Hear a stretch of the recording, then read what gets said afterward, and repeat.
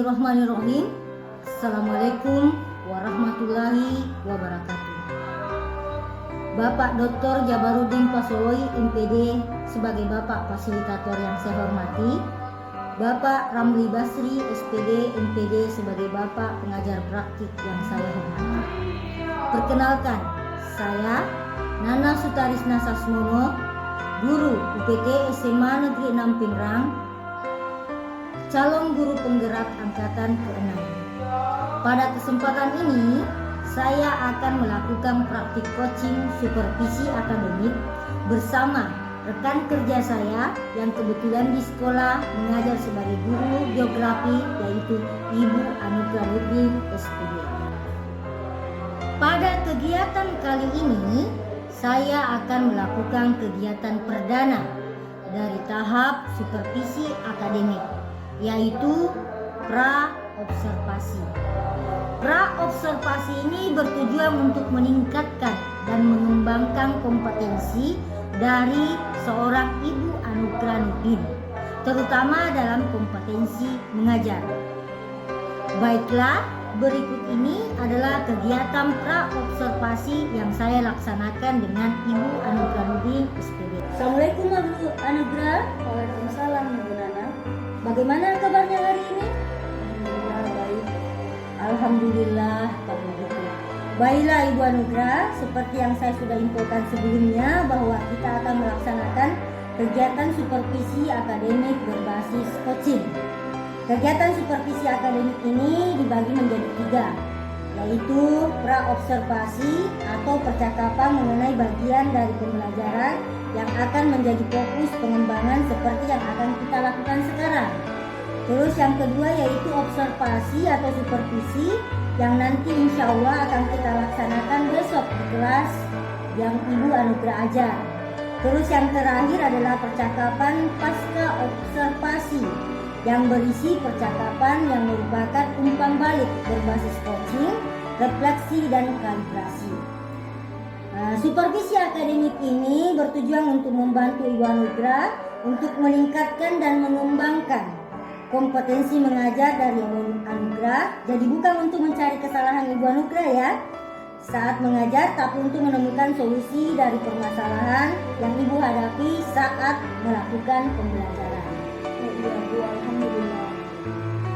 Di sini kita bicara santai saja ya Bu ya. Baiklah Ibu Anugrah, bagaimana perasaan Ibu sehubungan dengan akan diadakannya supervisi akademik berbasis coaching? Terus terang saya sedikit nervous karena menurut saya ini adalah pertama kalinya. Saya akan mendapat adapun tujuan dari coaching ini yaitu saya akan mendapatkan solusi dari permasalahan saya ketika melakukan proses pembelajaran. Jadi Ibu Anugrah berharap nanti setelah kita melakukan supervisi akademik ini, Ibu Anugrah akan mendapatkan solusi dari permasalahan yang Ibu hadapi pada saat pembelajaran. Baiklah Bu, kalau boleh tahu besok Ibu Anugrah mengambil materi apa ya? Kalau besok itu Bu ada materi dinamika litosfer. Oh, besok Ibu akan mengajar dinamika litosfer. Jadi materinya dinamika litosfer. Tujuan pembelajaran yang Ibu ingin capai Kira-kira apa ya Bu ya? Adapun tujuan pembelajaran yang ingin saya capai itu siswa dapat menjelaskan dampak dinamika lotus sport tentang kehidupan. Oh, jadi tujuan pembelajarannya siswa dapat menjelaskan dampak dari dinamika litosfer itu sendiri. Nah, sehubungan dengan pembelajaran besok, kira-kira apa saja yang Ibu Anugrah sudah siapkan? Saya sudah siapkan itu ada RPP, media pembelajaran, LKPD, dan program penilaian. Terkait dengan pembelajaran yang akan dilakukan, kira-kira strategi apa yang akan Ibu laksanakan besok? Adapun strategi pembelajaran yang akan saya lakukan di esok hari yaitu discovery learning. Oh, jadi strategi pembelajaran yang akan Ibu gunakan adalah discovery learning. Semoga pembelajaran kita besok berjalan lancar ya Bu ya. Oh iya Bu. Nah, semoga saya juga bisa membantu Ibu menemukan solusi dari permasalahan yang Ibu hadapi di kelas. Terima kasih banyak Bu Anugrah. Terima kasih kembali Bu Nana.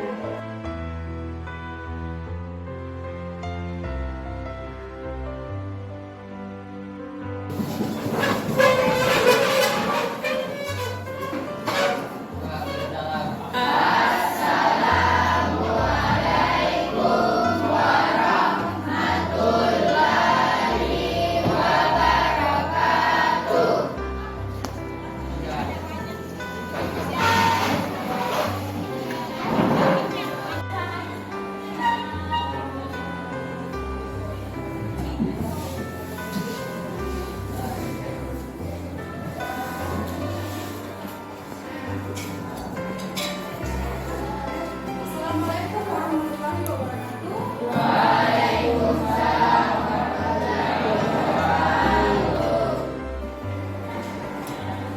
Jadi materi kita pada hari Rabu jam 6 ini yaitu dinamika litosfer.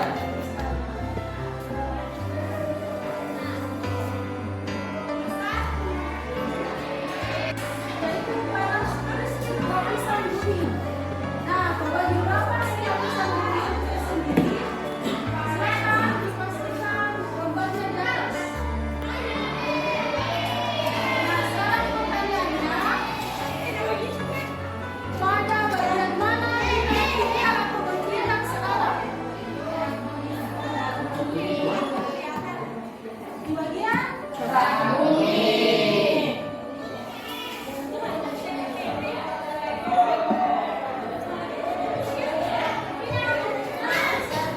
muncul lagi materi tenaga endogen. Tenaga endogen adalah tenaga yang berasal dari dalam permukaan bumi yang bersifat membangun. Jadi kita masuk ke pelakukan. Ini proses terjadinya pelakukan. Yang pertama itu permukaan batuan terkena panas sehingga suhu tinggi itu menyebabkan batuan menjadi panas.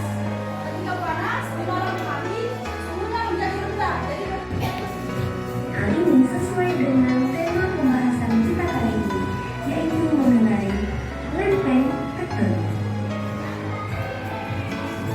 Bumi terdiri dari beberapa lapisan.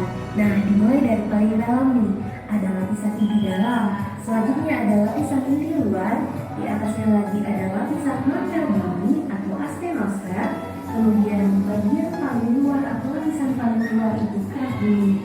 Nah, kerak bumi inilah yang terbagi menjadi beberapa potongan lempeng tektonik. Lempeng tektonik adalah lapisan yang tinggi dan kaku yang berada di atas lapisan asteroid. dalam bukunya sih. Menolong hilang pukul tugasnya.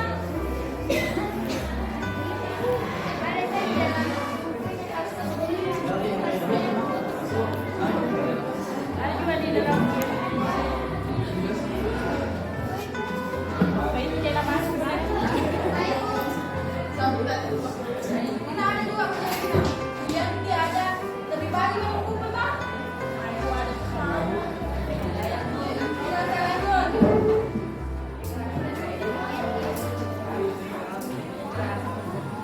Harus ini ya.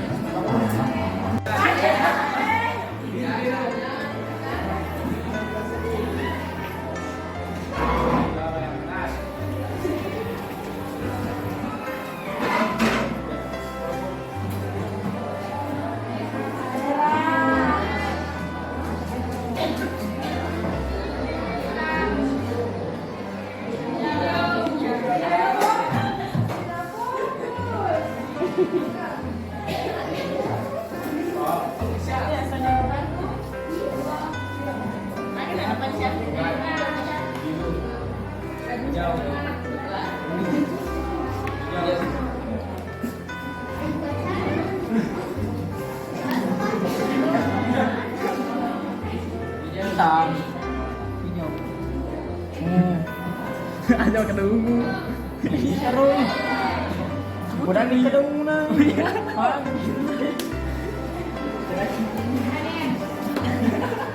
siap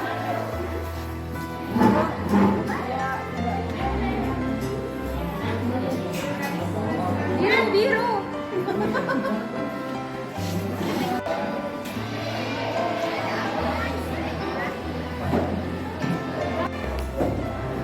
Adapun kesimpulan dari materi hari ini yaitu adanya dua dampak dari bidang digitalisasi sendiri, ada dampak positif dan dampak negatif. Dampak positifnya itu yang pertama, membangun bentuk permukaan bumi, contohnya membentuk palung, pegunungan, sungai, dan beberapa bentuk permukaan bumi yang lainnya. Adapun dampak negatifnya yang pertama itu pada tenaga seisme, yaitu tenaga gempa bumi yang memberikan dampak bagi pemukiman masyarakat, erupsi gunung, pada bentuk permukaan bumi dan masyarakat itu sendiri. Tanah longsor, memakan korban jiwa, juga pemukiman yang berada di sekitar tanah longsor tersebut. Sekian materi hari ini. Wabillahi taufiq wal hidayah. Wassalamualaikum warahmatullahi wabarakatuh. Waalaikumsalam,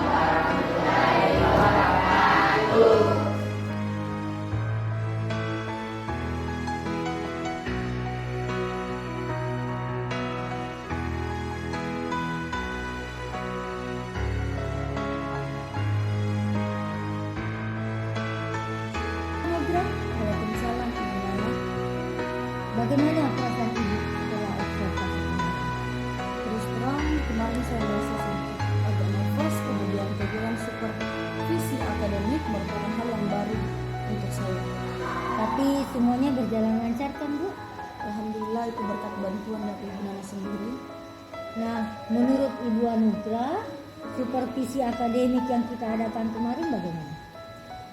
Kalau menurut saya masih merasa kurang, terutama masalah antusias murid. Saya merasa mereka kurang antusias mengikuti pembelajaran saya. Saya juga kemarin melihatnya seperti itu, Bu. Kira-kira menurut Ibu Anugra, apa yang mengakibatkan murid-murid tidak antusias mengikuti pelajaran itu? Kalau saya ingat kembali, hal yang menyebabkan murid-murid saya kurang antusias adalah pertama, pembelajaran yang saya berikan sepertinya sedikit membosankan atau terkesan monoton. Saya terlalu dominan berbicara sehingga tidak adanya umpan balik dari anak-anak atau murid-murid saya. Yang kedua, saya tidak memberikan kesempatan buat murid saya berpendapat atau beraktif berbicara dalam pembelajaran saya. Begitu ya, Bu. Kira-kira apa saja yang dapat membuat murid Ibu antusias dalam menerima pembelajaran? Menurut saya, murid-murid pasti menginginkan pembelajaran yang asyik, tidak monoton, dan tidak membosankan. Wah, saya sependapat tuh, Bu. Lalu menurut Ibu apa saja yang bisa membuat murid-murid asik, tidak bosan pada pembelajaran itu? Menurut saya, pembelajaran harus terpusat pada murid. Murid diminta untuk aktif dalam proses pembelajaran. Kemudian adanya ice breaking atau games-games agar membuat pelajaran itu sehingga menarik. Lalu mengenai tugas yang diberikan kepada murid Ibu, saya sempat mendengar kalau ada beberapa murid yang kurang antusias mengumpulkan tugas.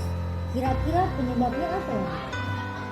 Kemungkinan karena tugas yang dikumpulkan secara online berisi banyak-banyak pertanyaan tanpa saya memberikan sumber belajar yang mengasihkan.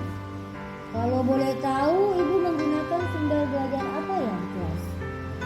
Saya biasanya menggunakan buku teks yang ada di perpustakaan, video dari YouTube, artikel, atau tulisan-tulisan ilmiah yang ada di internet. Terkadang saya juga menggunakan aplikasi yang lagi tren sekarang seperti TikTok, IG Reels, dan lain sebagainya. Wah, bagus sekali tuh Bu. Sumber yang Ibu gunakan itu sudah sangat berdiferensiasi dan menarik buat murid. Terus kekurangannya di mana ya kira-kira? Kemungkinan besar karena saya memberikan tugas seragam, tidak mempertimbangkan bahwa setiap murid memiliki bakat dan minat yang berbeda-beda. Wah, betul sekali tuh Bu Nugra. Setiap anak memiliki bakat dan minat yang berbeda. Makanya bukan hanya pembelajaran yang dituntut untuk berdiferensiasi, tapi juga media serta penilaian juga harus berdiferensiasi.